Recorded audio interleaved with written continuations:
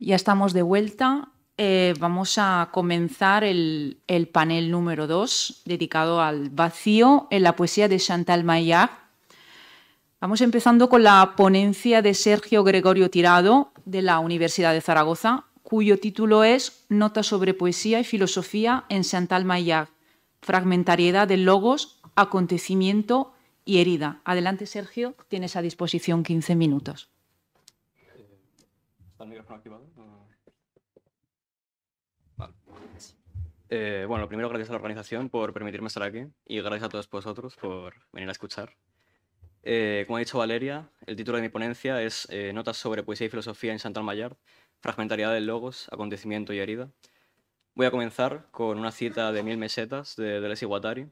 Allí dicen: a diferencia de los árboles o de sus raíces, el rizoma conecta cualquier punto con otro punto cualquiera. Cada uno de sus rasgos no remite necesariamente a rasgos de la misma naturaleza. El rizoma pone en juego regímenes de signos muy distintos e incluso estados de no signos. El rizoma no se deja reducir a lo uno ni a lo múltiple. Hasta aquí la cita. El registro hegemónico de la historia del pensamiento ha sido el sistema. Sin embargo, la escritura arborescente no ha sido el único intento de cristalizar la complejidad de todo lo real. El sistema inevitablemente simplifica lo real complejo. Opera en el plano de la síntesis, la reducción, el atajo. El rizoma, por oposición al árbol, parte de la asunción del enredo de todo lo que hay.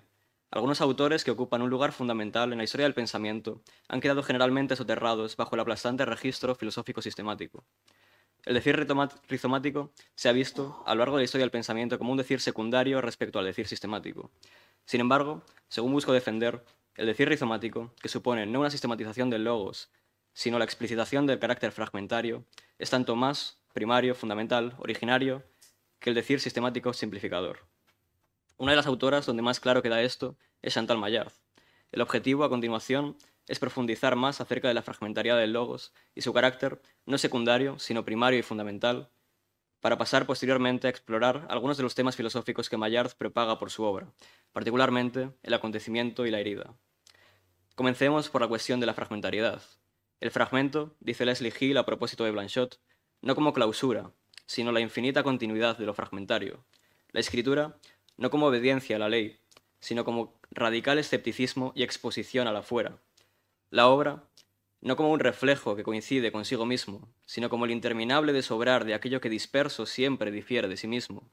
Lo fragmentario, en otras palabras, no como un género literario, crítico o filosófico identificable, sino como una demanda espectral inexistente como tal, pero que más allá de la estética o de la ontología, se inscribe continuamente, tiempo al filo del tiempo, como un límite en el límite, para nunca ser asido como tal, siempre borrándose en un rastro imposible, un rastro de lo imposible. Cuando Maillard exhorta di infinito, como el principio del mundo o del poema, lo hace para hacer tiempo. Maillard dice el logos desde la temporalidad, desde el tiempo fuera del tiempo, para hacer tiempo diciendo infinito, tiempo al filo del tiempo. Maillard describe en los límites de la escritura, dice en los límites del decir, ejerce una torsión sobre el logos que lo fragmenta en múltiples decires. El decir maillardiano implica la desprogramación del decir, la multisignificación de las palabras, de la misma forma que las variaciones Goldberg de Bach resignifican su propio contenido al final de la obra, cuando al repetir el inicio de la composición musical después del frenético recorrido que integra toda la experiencia, ya no se puede sentir lo mismo al escuchar exactamente las mismas notas musicales. Así, expresa Virginia Trueba a propósito de la obra de Maillard, ocurre que de un fragmento de diario deriva un poema, de un poema una reflexión filosófica, de esta un espacio en blanco, del espacio en blanco una nota a pie de página, de la nota un libro entero, etc. Todas ellas versiones de un texto no escrito o de un fuera del texto. El logos maillardiano es fragmento también en lo que los géneros respecta. Su decir es un fuera del género. El decir maillardiano es un género y es un más allá del género. Maillard dice fuera. ¿Qué es el fuera?, se pregunta Maillard. Se trata del fuera de los límites del lenguaje, esos mismos límites necesarios para que haya brecha. Que Maillard traslade el logos fuera de los límites del lenguaje tiene un fuerte componente de creación, construcción y ensamblaje, pero desorganizado, más allá del concepto y del sistema, en definitiva, vital. La fragmentariedad del decir maillardiano atiende al plano de la razón estética. Zambrano, en su razón poética, revela interpretativamente el objeto del decir, hace interaccionar los símbolos, hace aparecer imágenes. La corriente hermenéutica, en una ampliación de la razón poética zambraniana, destaca de nuevo la competencia interpretativa del decir, señalando esta vez su propio hacer interpretativo. Pero la razón estética mayardiana, en un tercer momento, va más allá de la razón poética, porque no interpreta el mundo, sino que construye mundos. Maillard, desde la razón estética, dice, es decir, construye fragmentos. Dice en sus diarios, mi corazón es una empresa de construcción. Y en uno de los fragmentos de La baba de caracol dice, la realidad no está dada, sino que se construye.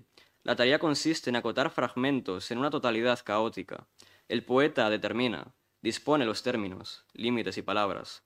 Traza el marco en el que aparecerá una realidad sin el cual sería infinita. Infinito es todo aquello que no está delimitado. Y no es que designando se muestre, no. Designando se hace. El poeta es un hacedor de mundo. La escritura de Maillard, a lo largo de toda su obra, implica un decir fragmentario y constructivo. La fragmentariedad maillardiana del logos supone la extinción del género concreto y cerrado. Su particular modo de escritura abre la palabra, trasladándolo a los límites del decir, a los márgenes del lenguaje. No podemos decir que Maillard hace filosofía o que Maillard hace poesía si consideramos estos ámbitos como dos mánadas encapsuladas en un solipsismo consustancial. Hay pensamiento en la poesía y poesía en el pensamiento. En Maillard, de hecho, pensamiento y poesía se confunden en una misma cosa que no se reduce a unidad, ni se disuelve en la multiplicidad. Recordemos las palabras de Deleuze y Guattari, el rizoma no se deja reducir a lo uno ni a lo múltiple. Poesía y filosofía confluyen entre sí, porque lo importante no es escribir tal o escribir cual, sino escribir para confundir las palabras y que las cosas aparezcan. Podría explorarse la confluencia poesía y filosofía prácticamente a lo largo de toda la obra de Maillard, orbitando problemáticas como las siguientes. ¿Son acaso poesía y filosofía cosas que se puedan enunciar con palabras diferentes, aislar, separar, diferenciar? ¿Tienen acaso un registro único? ¿No operan acaso dialécticamente la una en la otra, la una en la una, que es otra? ¿Es solamente una cuestión de forma? Podemos centrarnos, sin embargo, en una obra concreta de Maillard, Matar a Platón. Allí se ve de un modo transparente la fusión dialéctica de lo que llamamos usualmente poesía y filosofía de manera desligada. La obra, Matar a Platón, es compuesta por 28 poemas, en versión original subtitulados al español. Se produce una multiplicación de la estructura. Los 28 poemas que constituyen la obra dicen una narrativa lineal que se vuelve cíclica gracias a los subtítulos, subtítulos que no repiten el contenido de las imágenes poéticas, sino que operan en el mismo plano, en la misma imagen, al mismo tiempo, iónicamente, desde sus márgenes, como una nota a pie de página de la situación, no descrita, sino construida y acontecida. Algo a veces acontece, expresa Maillard en su Medea, que lo revuelve todo. Matar a Platón dice un acontecimiento. Comienza, de hecho, con dos citas de la lógica del sentido, obra en la que Deleuze conceptualiza el acontecimiento no conceptualizable, no encapsulable más allá de sí mismo, no cristalizable en el plano idético, en el plano platónico. El acontecimiento de matar a Platón es la muerte. Pero no, la muerte no. No existe la muerte, dice Maillard, existen los muertos. Matar a Platón contrapone el acontecimiento, es decir, el cuerpo que muere, la carne aplastada, en este instante, ahora, al estar instalado en la no angustia del no acontecimiento, es decir, a la idea. La conceptualización de la muerte, su encriptación eidética, elimina la angustia, evita la mirada del acontecimiento, imposibilita la compasión. Esta es la actitud, canónica y triunfante, que ha adoptado Occidente en su filosofía y en su campo vital. En Matar a Platón, un hombre es aplastado y una multitud contempla el accidente, es decir, no llegan a ver el acontecimiento, pero es acontecimiento en la medida en la que el acontecimiento acontece. ¿Y qué hay del sentimiento?, se pregunta alguien en la multitud. ¿Debería haberlo? Ciertamente, debería haberlo, si es que hay acontecimiento, porque no hay muerte, hay una persona aplastada, pero para la multitud de espectadores, solamente muerte. Alguien profiere desde la multitud. El 60% de los muertos por accidente en carretera son peatones, y entonces todo está controlado. El orden, la idea, nos exime de ser libres, de despertar en otro, de despertar por otro la compasión. El orden, la idea, la estadística, la muerte, el accidente, y no el acontecimiento, el cuerpo aplastado justo delante de mí, mi cuerpo aplastado, contuvieron a tiempo el delirio de la compasión. Frente a la negación del acontecimiento, frente al platonismo, Maillard propone matar a Platón y comenzar a saberse en el otro. Se dice en Matar a Platón: para que algo acontezca, no basta un accidente, no es suficiente un muerto, ni 2 millones. Un acontecimiento es un olor que espera a que alguien lo respire. una herida que aguarda encarnarse, el agua de un torrente, inundando los poros, una mirada que cruza el aire y encuentra a alguien que le hace señas, y en la seña, en ella, se reconoce. Y en otro lugar del poemario, concretamente en uno de los subtítulos a los que hacía referencia, se dice: un acontecimiento no es un hecho, sino algo muy sutil, simple y complejo al mismo tiempo. Por eso las variaciones, por eso los poemas. Un poema puede sugerir el instante, y en ese instante está el universo entero. Maillard elude deliberadamente la positividad. La filosofía debe ser poemática, en tanto que no conceptualiza, en tanto que esquiva la idea soberbia, en tanto que pertenece al plano de la pura negatividad, en tanto que no convierte el acontecimiento, mi cuerpo aplastado en el otro, en estadística idética. El acontecimiento opera en la negatividad del instante, instante infinito, distensión temporal, aión. Poemas por el acontecimiento, variaciones por el acontecimiento, instante del acontecimiento, y en ese instante está el universo entero, totalidad concreta. El instante expresa totalidad, el acontecimiento opera en la totalidad de acontecimientos, y en cada acontecimiento acontece el universo entero. Yendo de nuevo a los subtítulos de Matar a Platón, podemos leer: Platón desterró a los artistas por temor a que mostraran que lo que ocurre no tiene correlato ideal, que cada ser no participa en su idea, sino al contrario de todo aquello que él no es. En Matar a Platón, el acontecimiento se hace relevante, y de todo lo que acontece, hay algo que nos concierne más que nada: la herida del cuerpo, por encima de todo, y la herida del lenguaje herido, que nos hace falta para decir la herida que nos es propia, es decir, que nos es común, que pertenece al otro que soy yo. ¿Herida?, se pregunta Maillard. Somos seres para la herida.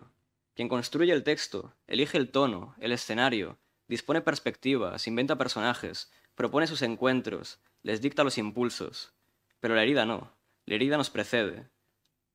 No inventamos la herida, venimos a ella y la reconocemos. Maillard dice la herida que le acontece en el mí. Hay en todos nosotros una susceptibilidad común a la herida, pero la herida que nos precede acontece en el mí, cada cual con su dolor a solas. Dice Maillard, el mismo dolor de todos.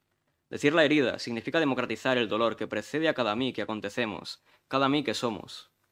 Soy, expresa Maillard, un instante yo que temo la idea de mi muerte, y sin embargo muerte somos todos. Maillard dice su herida, acontece en su mí al mismo tiempo que lo precede, pero dice a la vez la herida de todos.